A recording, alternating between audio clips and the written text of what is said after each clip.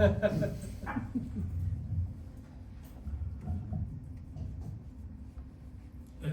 one of storytelling events like tonight, I met another storyteller.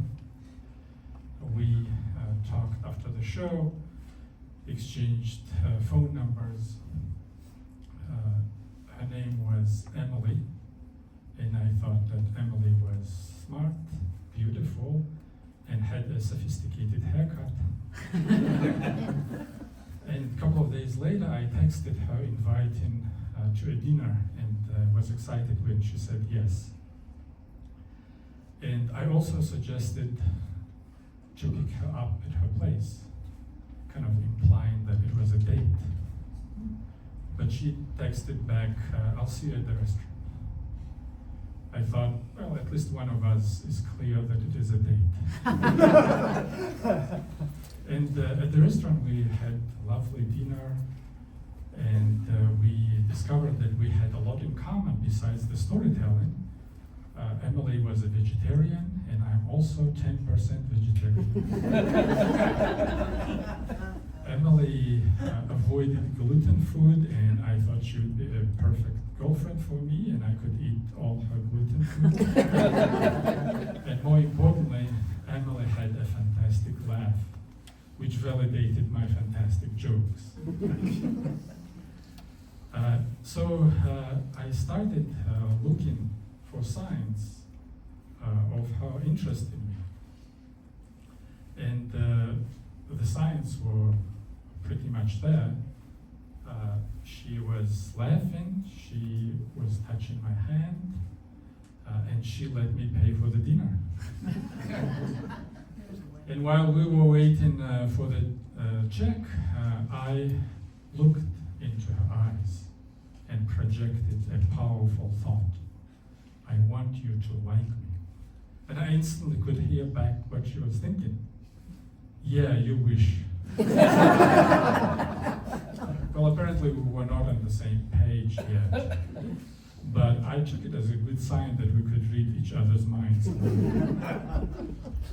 After the dinner, we went for a walk in the nearby park, and I told myself, look for an opportunity to say something intimate or funny. And she said, do you get nervous on the stage? Nothing intimate or funny came to my mind. I said, no, but I get nervous for deadlines. And that suddenly made her laugh. She said, dead lions? You get nervous about dead animals? I said, no, probably that's my accent. I mean deadlines, when you miss to complete a project on time. This time we both laughed. And then I thought that maybe it would be my second chance, and it arrived pretty quickly when she said, you'll probably make a story of this funny misunderstanding. And I mysteriously said, a good story needs more than just a misunderstanding. Like what she said. I don't know, I said, like a kiss.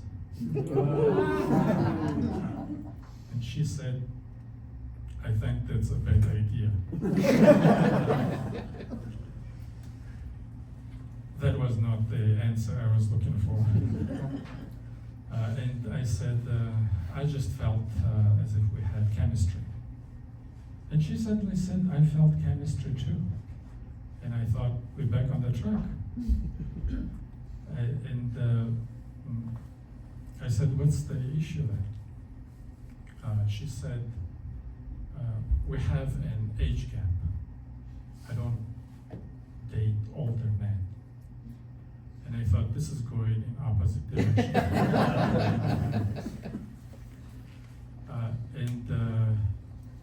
I said, is there any other issues besides age gap?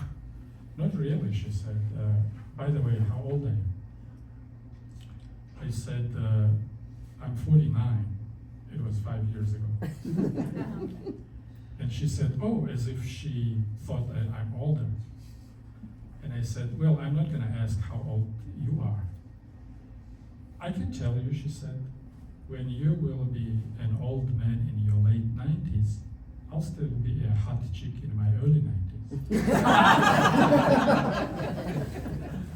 That sounded as intimate and funny as it gets. And I said, well, since the age issue is out of the way, can I kiss you now?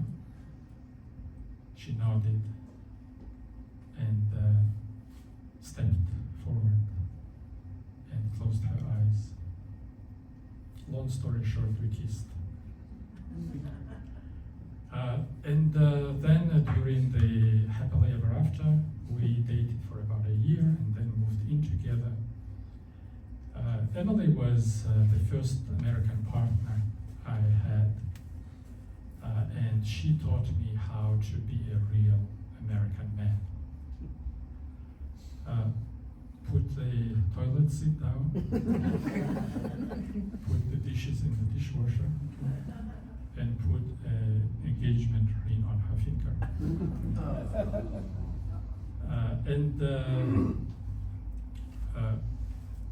I was really excited and enthusiastic to climb this American masculine ladder. She generously would give me many points after every completed step. And I thought it's a pretty good deal.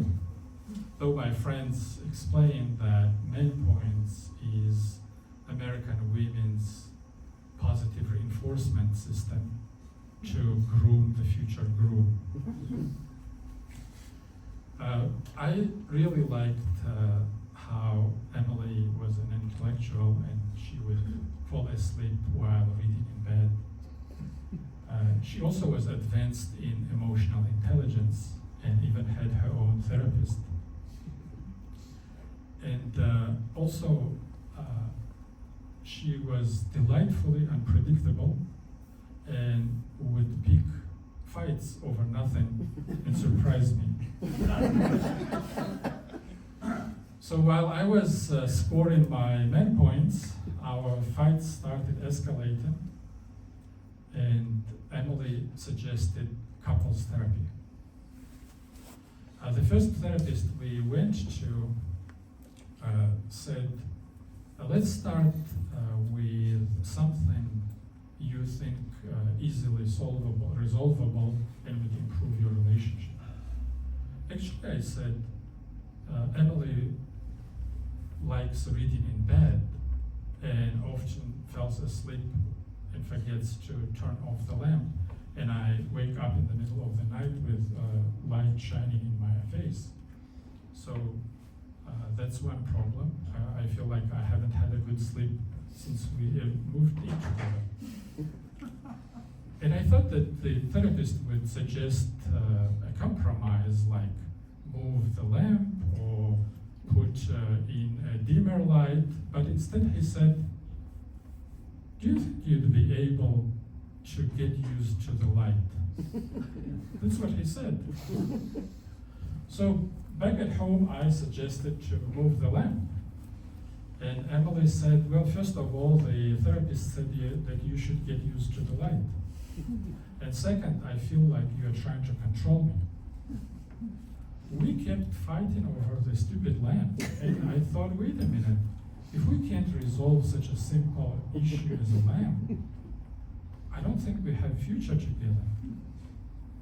Things getting worse, and we broke our engagement, and I moved out.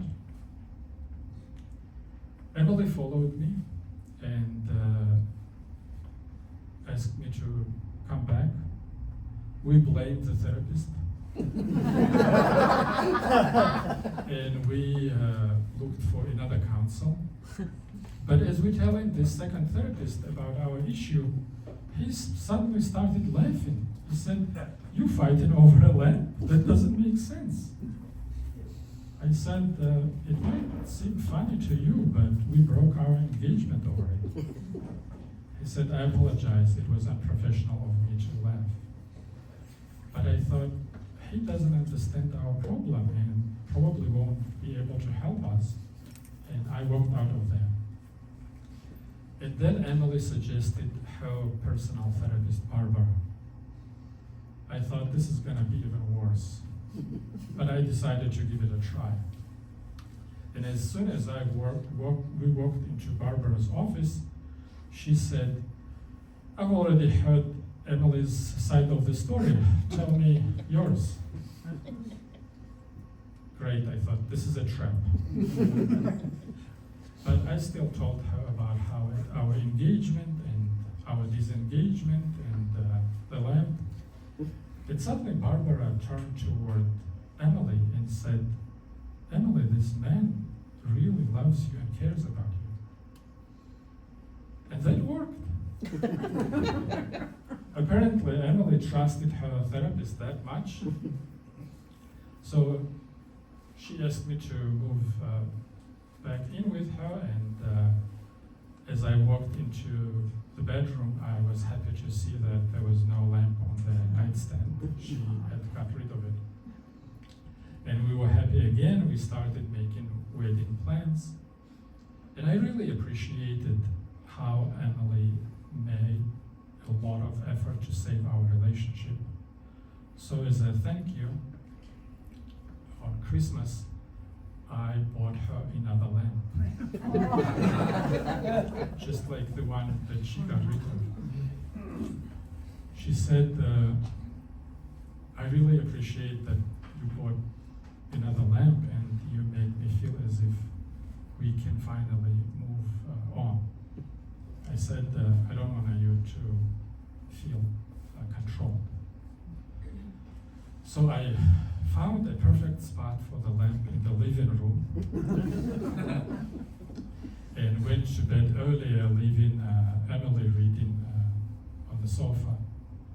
And as I was falling asleep, I was thinking, isn't this wonderful? Not only we overcame a big bump in our relationship, but probably we'll be able to resolve all our future issues like this one.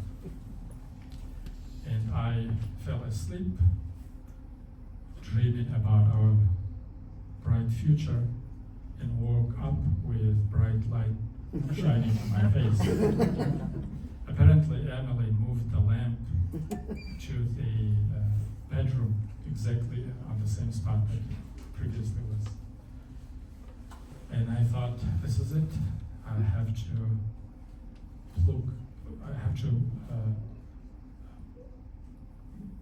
get the plug off this relationship and get the hell out of here, lights out.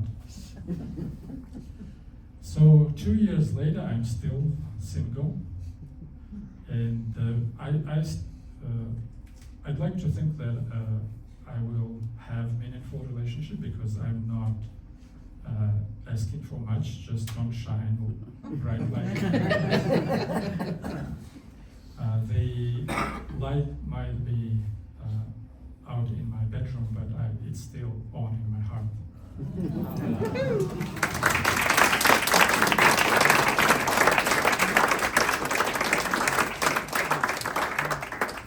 And also to express my feeling